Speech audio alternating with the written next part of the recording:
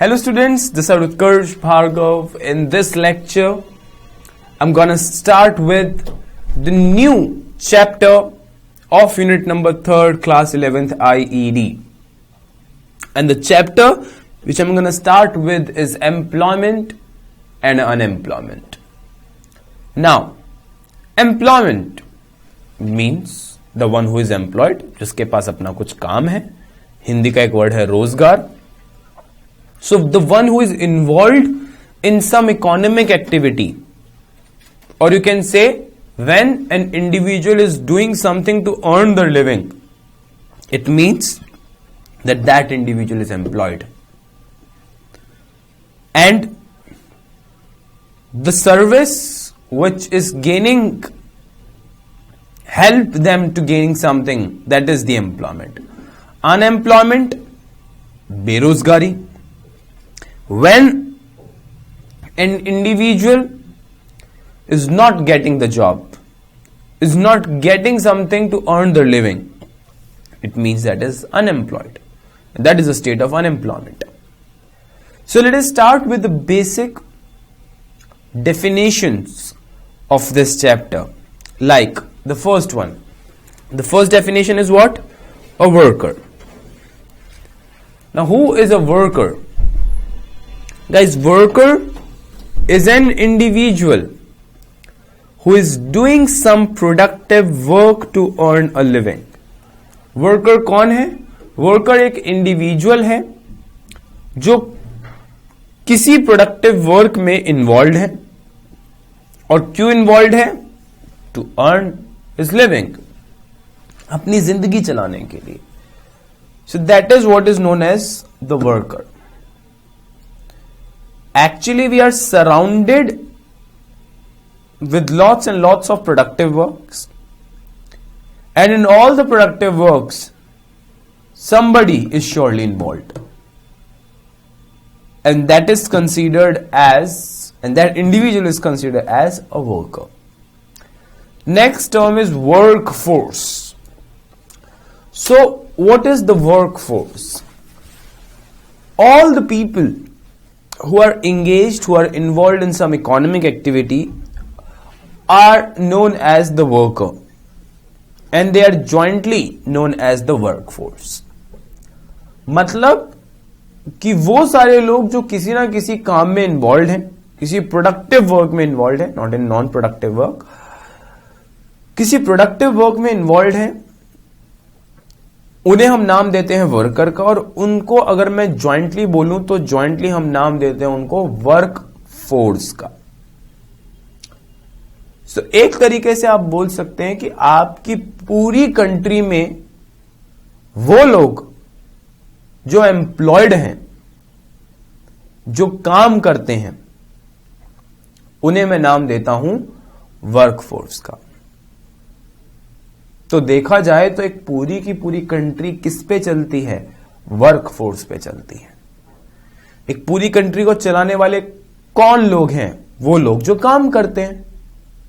Simple. That is how the economy runs. Economy runs on the work force. So take a look at the definition. Work force, persons who are engaged in economic activities. Economic activities, I hope you know all the activities which are related to earning and spending of money, all the activities which are done to earn a living, are termed as worker, and they collectively known as the workforce. उन्हें collectively हम क्या नाम देते हैं? workforce का नाम देते हैं. सो वो सारे लोग जो किसी ना किसी प्रोसेस में एंगेज्ड है, किसी इकोनॉमिक एक्टिविटी में एंगेज्ड है, उन्हें वर्कर का नाम दिया जाता है. कलेक्टिवली उन्हें हम नाम देते हैं work force. Next is labour force. क्या होती है ये लेबर फोर्स? क्या मतलब है लेबर फोर्स का? Guys, labour force simply means that कि आपकी इकोनॉमी में वो सारे लोग, all those people who are able to do a work, वो सारे लोग जो कुछ ना कुछ काम करने के लायक हैं, और यू कैन से वो are eligible to do the work. हर कंट्री में काम करने की जो एलिजिबिलिटी है वो अलग अलग है। कोई इकोनॉमी बोलती है कि 18 ईयर प्लस होना चाहिए, कोई इकोनॉमी के अंदर 14-15 साल से भी एलिजिबल मान लिया जाता है। तो हम क्या लिखेंगे, that it is the part of the population who is able and eligible to do the work are known as the labour force. अब जितने भी लोग काम करने के लिए एलिजिबल हैं, वो या तो काम कर रहे होंगे या फिर काम नहीं कर रहे होंगे। यही तो दो पॉसिबिलिटीज हैं। तो जो लोग काम कर रहे होंगे उन्हें मैं नाम दे देता हूं वर्कफोर्स का, और जो लोग काम नहीं कर रहे होंगे उन्हें हम बोल देते हैं अनएम्प्लॉयड। तो बात ही बहुत सीधी सी है, that labour force is the combination of both workforce as well as the unemployed. Simple. So it is that part of the population who is eligible and able to do the work, or it is the addition of workforce, means the employed and the unemployed population. People means unemployed का मतलब मैंने यहां पर लिखा हुआ है people who are willing to do the work but not getting the work.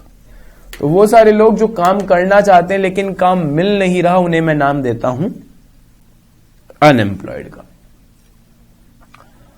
तो workforce यानी कि एम्प्लॉयड, अनएम्प्लॉयड, दोनों को जोड़ दें labour force. Simple thing. So this is the concept of the labour force which includes both. Fine. So employed plus unemployed. Then फिर क्या आता है नेक्स्ट आपका, types of workers. Types of workers से हमारा क्या मतलब है, वर्कर्स की क्या क्या टाइप हो सकती हैं। पहली type is self employed. Who is self employed? Simply who is not selling his labor to someone else, or instead of that he is utilizing his own labor in his own work. That individual will be considered as self-employed.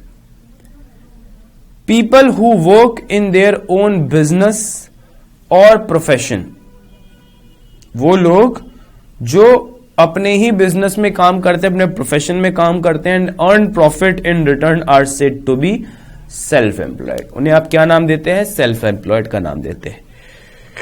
तो simple कि वो लोग जो किसी और को labour बेचने की बजाय अपने ही काम में अपनी सर्विस को यूटिलाइज करते हैं। Fine. Now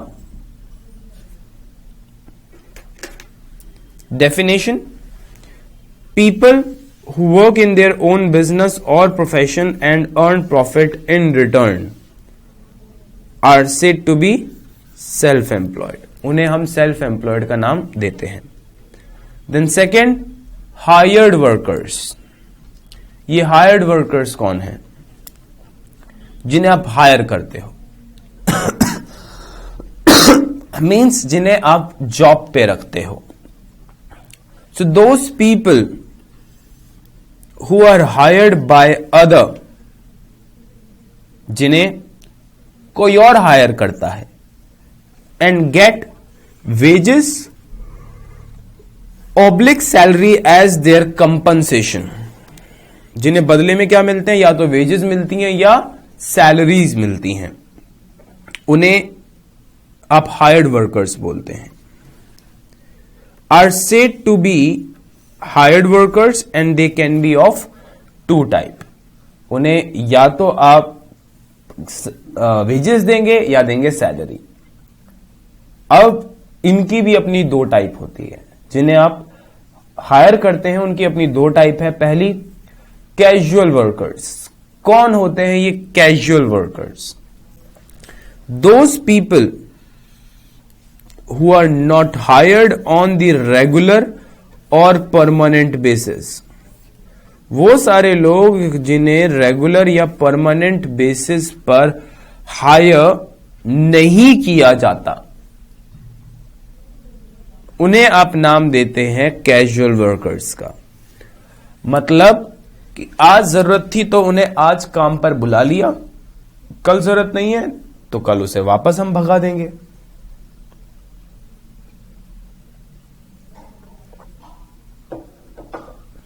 so example, construction workers, मतलब कि जो चीजों की कंस्ट्रक्शन में लगे हुए होते हैं, उनकी रोज डिमांड होती है, उनको रोज ये वाली बात के लिए स्ट्रगल करना पड़ता है कि आज उन्हें काम मिलेगा या नहीं मिलेगा। तो वो रोज एक नई तलाश में निकलते हैं कि आज उन्हें क्या काम मिलेगा। तो कैजुअल वर्कर्स कि जिन्हें परमानेंट या रेगुलर बेसिस पे काम नहीं मिलता, और बेस्ट एग्जांपल हमने दिया कंस्ट्रक्शन वर्कर्स का। फाइन, आज शाम को उनको पैसे मिले, ये नहीं पता कि कल यहां पर मेरे को दोबारा काम के लिए बुलाया जाएगा या नहीं। So they have to struggle daily. फिर आते हैं रेगुलर वर्कर्स। ये कौन होते हैं?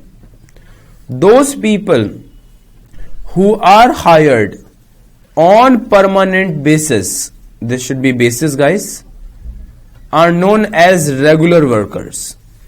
जिनको परमानेंट बेसिस पे रखा जाता है, जिनके पास अपनी एक फिक्स्ड जॉब होती है, जो आज अपने ऑफिस से ये सोचकर निकलते हैं कि कल सुबह इसी ऑफिस में मैंने वापस आना है और डिलीवर करना है, तो इनको रेगुलर वर्कर्स का नाम दिया जाता है। तो ऐसे होते हैं गाइस हायर्ड वर्कर्स, या तो कैजुअल या फिर रेगुलर। चलिए अब आती है नेक्स्ट डेफिनेशन, लेबर सप्लाई। क्या होती है ये लेबर सप्लाई? यूजुअली बच्चे क्या समझते हैं कि मार्केट में कितने लेबर आ रहे हैं, ये है लेबर सप्लाई। नहीं, लेबर सप्लाई का मतलब होता है the number of hours a labour is ready to work at the given wage rate. कि गिवन वेज रेट पर एक लेबर कितने घंटे काम करने के लिए तैयार है, उसे बोला जाता है लेबर सप्लाई। बात क्लियर हुई कि कितने घंटे एक लेबर काम करने के लिए तैयार है करंट वेज रेट पर। So it refers to the amount of labour that workers are willing to offer. Amount of labour से मतलब कि वो कितना मेहनत करने के लिए तैयार है, यानी कि कितने घंटे काम करने के लिए तैयार है करंट वेज रेट पर, corresponding to a particular wage rate. ये है लेबर सप्लाई, कि एक पर्टिकुलर वेज रेट पर कौन कितने समय तक काम करने के लिए तैयार है। फिर आता है अगला क्या, रेट ऑफ अनएम्प्लॉयमेंट। अनएम्प्लॉयमेंट का क्या रेट होता है? Rate of unemployment means it presents the rate of unemployed population to the labour force of the country. ये क्या प्रेजेंट करता है कि अनएम्प्लॉयड लोग कितने हैं हमारी कंट्री के अंदर, divide by the labour force. It can be calculated with the help of given formula. Now there is a formula in front of you guys. Unemployment rate is what? Number of unemployed divided by the labor force. अब आपको बड़े अच्छे से पता है कि जो labour force है वो किसका कॉम्बिनेशन है? It is the combination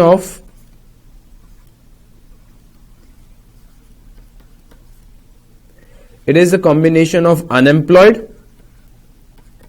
plus employed. तो टोटल अनएम्प्लॉयमेंट। अब जैसे कि मान लीजिए कि आपकी कंट्री के अंदर 100 लोग हैं, तो 50 एम्प्लॉयड हैं और 50 अनएम्प्लॉयड हैं। तो अगर 100 लोग हैं तो आपकी क्या अनएम्प्लॉयमेंट रेट बैठेगी? 50 अनएम्प्लॉयड डिवाइड बाय टोटल 100 लोग, जो कि लेबर फोर्स का पार्ट है, यानी कि काम करने के लिए एलिजिबल है, मल्टीप्लाई बाय 100। 100 से 100 gone and you got the value 50%। जिसका मतलब क्या है कि आपकी जितनी भी लेबर फोर्स है उसमें से 50% लोग बेरोजगार हैं।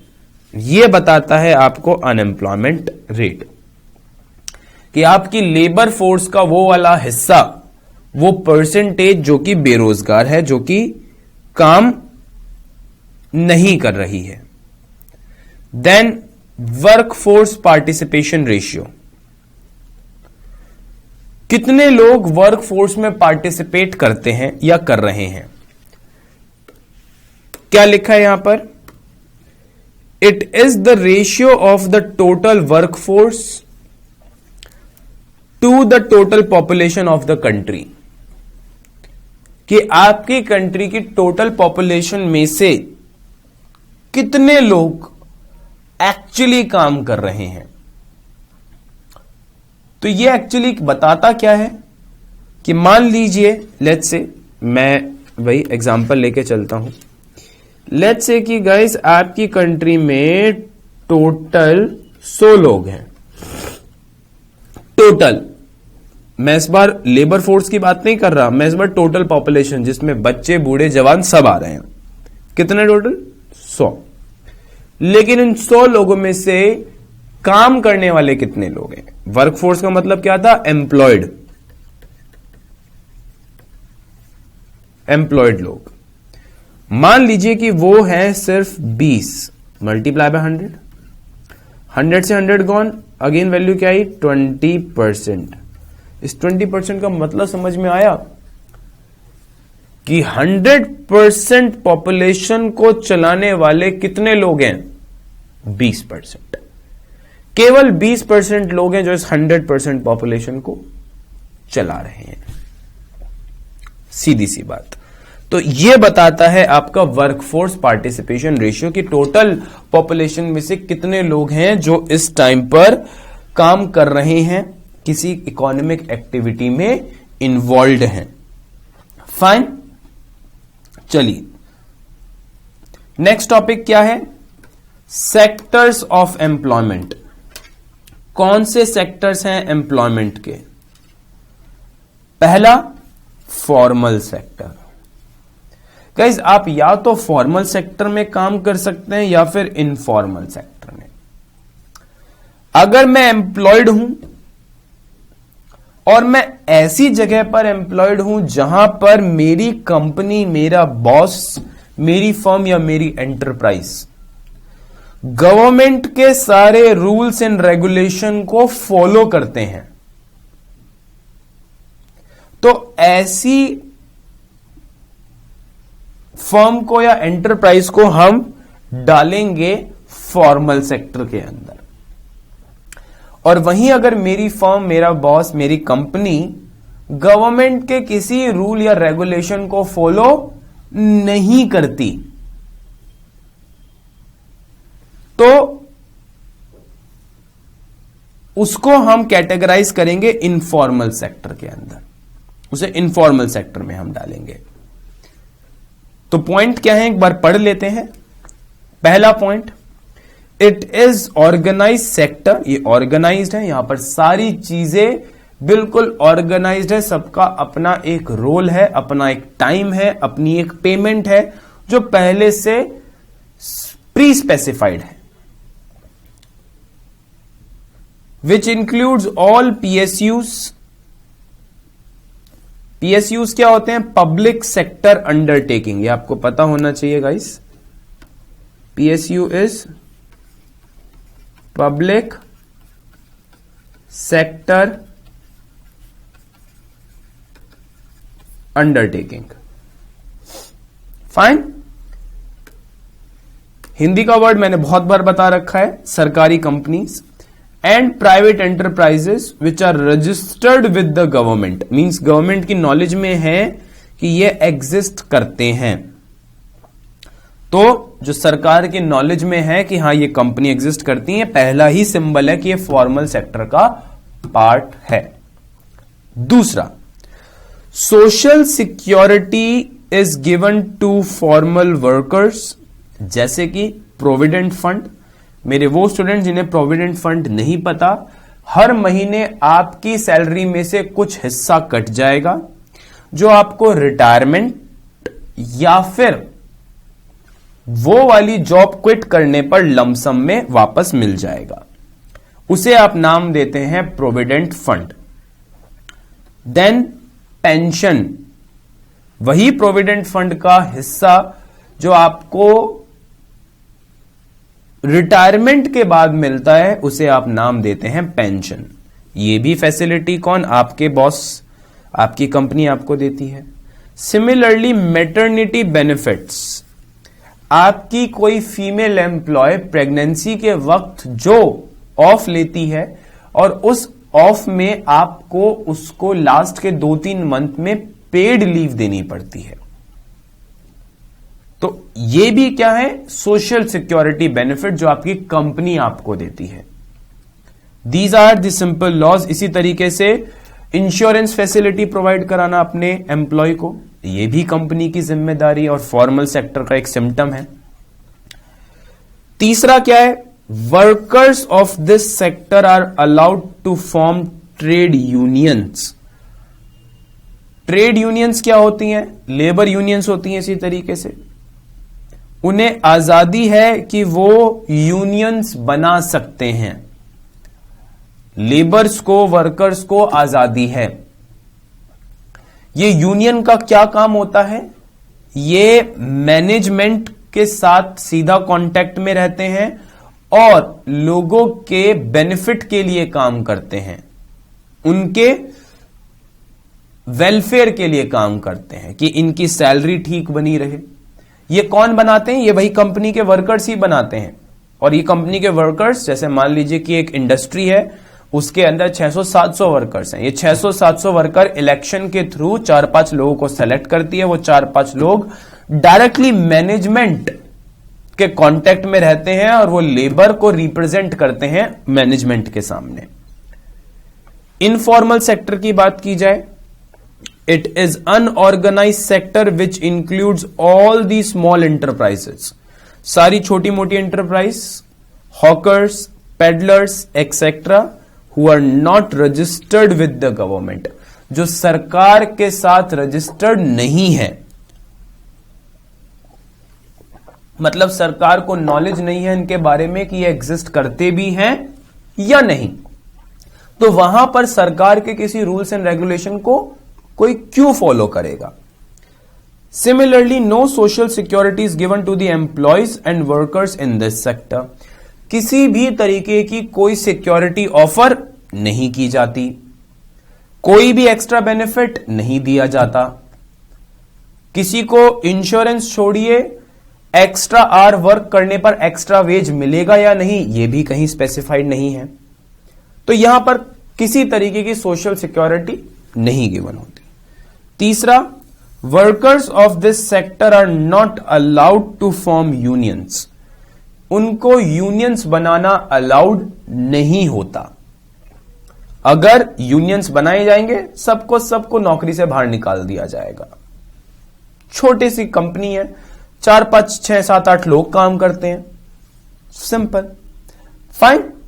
तो एक काम करते हैं गाइस, इस वीडियो के लिए हम इतना ही रखते हैं। Will continue with the next content with the next video guys. Till then, keep revising, keep study, take care of yourself. We'll catch you soon in the next video. Thank you so much guys.